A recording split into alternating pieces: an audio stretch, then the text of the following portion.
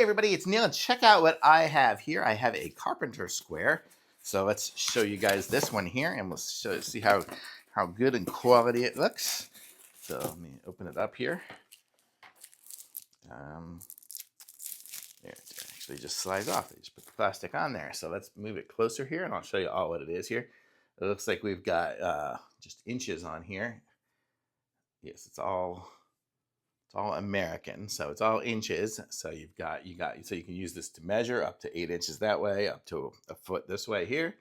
And we've got markings at the different ones there. So if we're trying to just mark at the different levels, we can kind of just click, we have the little indents, which is kind of cool.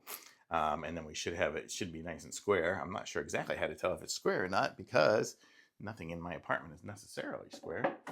But that's definitely non-square. But you get the idea. You should know how a square works. I mean, I can show you on my TV here. We'll see how square the edge of the TV. And the TV is very square, thankfully. So that's good. I don't think any of my furniture that I've assembled myself is very square. Actually, I'm kind of interested now if this is even. Let me go this way here. Actually, it's pretty good.